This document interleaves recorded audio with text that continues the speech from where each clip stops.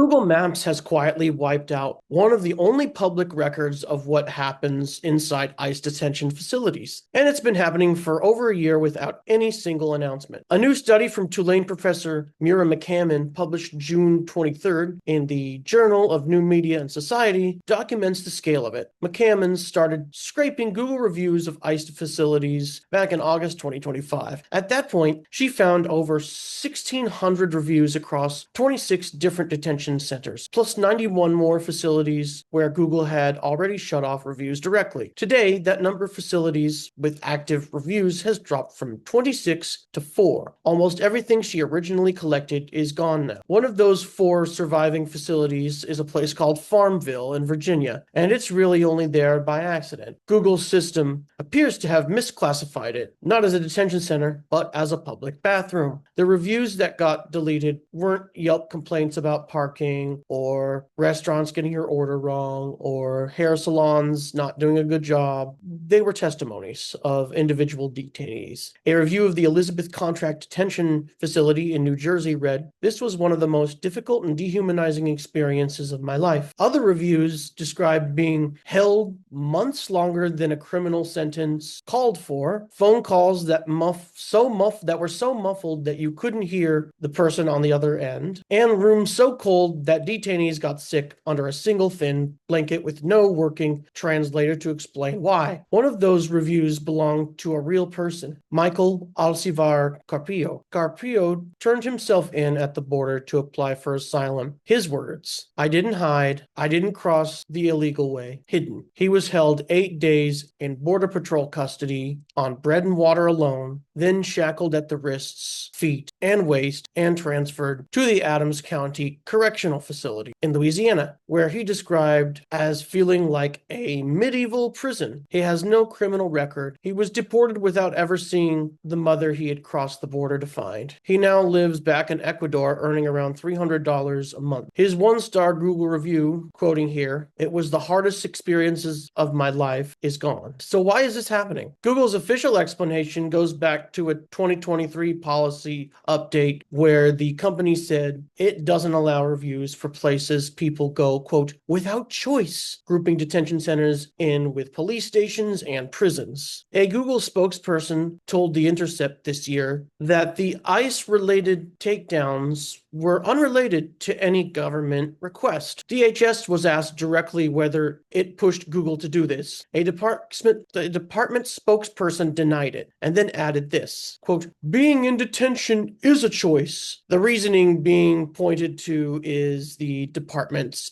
app-based self-deportation program, which is kind of rich given that people who are shackled at the wrists don't actually have a lot of choices now, do they? Jesus, these people are messed up. Both Google and DHS deny coordinating on this. Neither has produced anything to prove it either way. Google does publish a transparency report on government requests to remove content. There have been over 350 since 2021, but it doesn't break those requests down by agency or by what was actually being removed. So there's no paper trail confirming either denial. What McCammon's research, that's the professor from Tulane University, what it does show is a pattern. Google isn't removing reviews for prisons uniformly or even consistently by category. Reviews are still up for schools, government offices, museums, plenty of places people don't choose to be at. What's disappeared almost completely is testimony specifically from inside ICE's immigration detention system, which is already one of the least transparent parts of the federal government. Families can't always find where a relative's being transferred, immigration court filings aren't easily accessible, bond hearings aren't guaranteed, and now one of the few places anyone on the outside can read a first-hand account of what these facilities are actually like has been reduced to 4 listings. So this is a blatant example of tech companies choosing profit over principle. We are used to this, what with Mark Zuckerberg at Facebook and obviously Elon Musk censoring content with which they disagree. And Google is just the latest example of this very troubling trend. Now, I wouldn't be surprised if the government